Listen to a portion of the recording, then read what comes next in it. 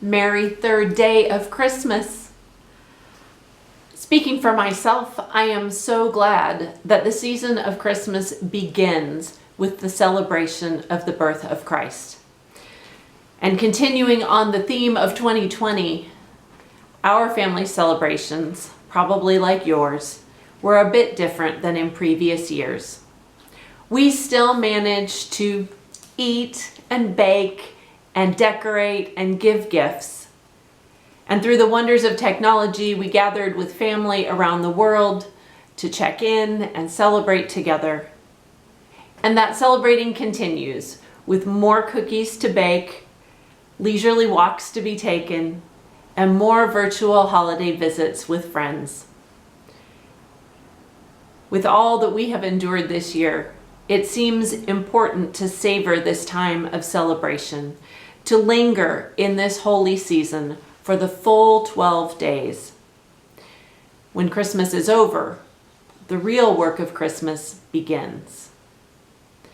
You may be familiar with a poem entitled "The Work of Christmas" by the Reverend Howard Thurman, a 20th century prophet and theologian. It goes like this. When the song of the angels is stilled, when the star in the sky is gone, when the kings and princes are home, when the shepherds are back with their flocks, the work of Christmas begins. To find the lost, to heal the broken, to feed the hungry, to release the prisoner, to rebuild the nations, to bring peace among the people, to make music in the heart. Howard Thurman was born in 1899 and raised by his grandmother, who had been enslaved. In 1936, as a Baptist pastor, he led a Negro delegation of friendship to South Asia, where he met Mohandas Gandhi, an encounter which persuaded him of the power of nonviolence. In 1944, he co-founded the first fully integrated multi-ethnic church in the United States, a community founded with a focus on a common faith in God, bringing together people to worship and work for peace. He encouraged his flock, "Do not be silent. There is no limit to the power that may be released through you." In 1949, he published Jesus and the Disinherited, which is a core reading for the Sacred Ground series that's going on right now here at Trinity. In it, Thurman argues that Jesus taught a faith-based, unconditional love that empowers oppressed people to endure oppression.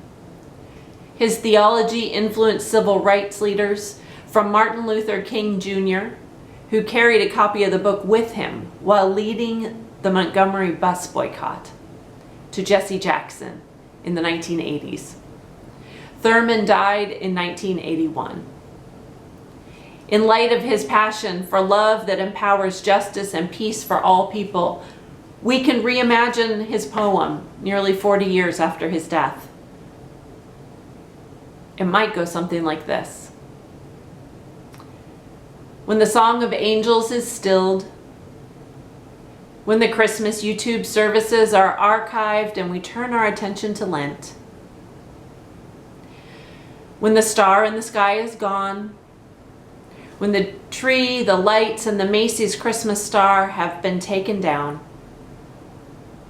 when the kings and princes are home, when the college students have returned to campus and online classes have resumed, when the shepherds are back with their flocks, when the postal workers, UPS, FedEx, and Amazon delivery drivers get a breather, the work of Christmas begins.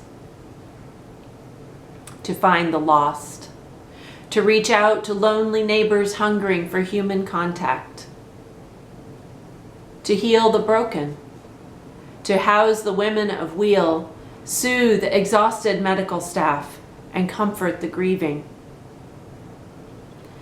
to feed the hungry, to partner with Northwest Harvest and all programs feeding the 1 in 5 Washingtonians who are food insecure, to release the prisoner, to know and address racism and its effects in our hearts, lives, church, and culture,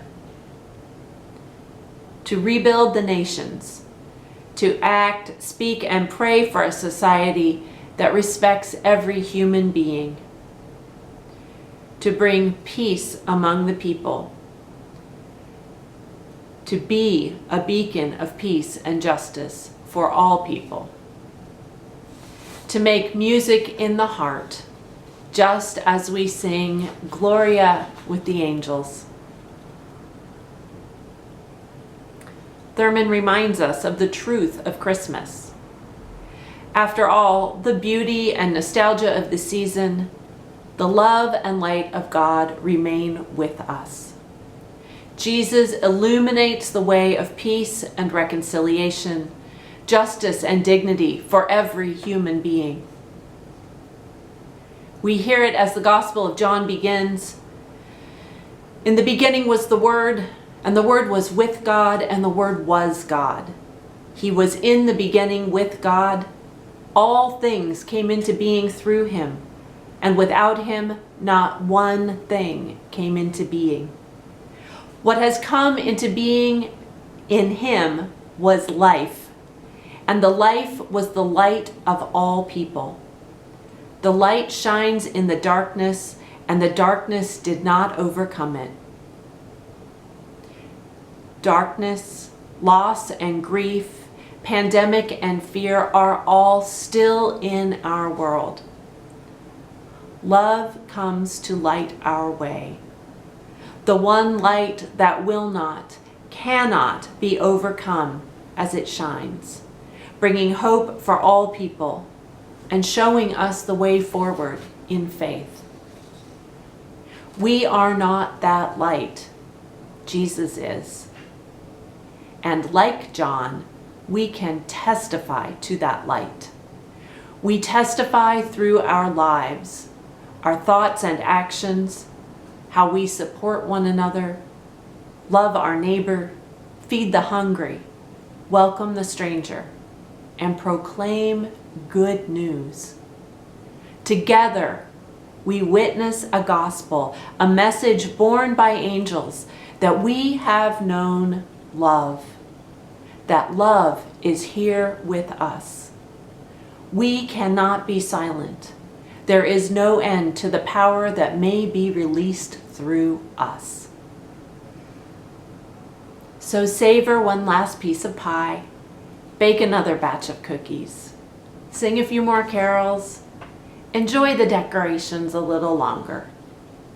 Stretch out the virtual visits and phone calls. Enjoy the remaining 9 days of Christmas. Come January 6th, the work of Christmas begins anew.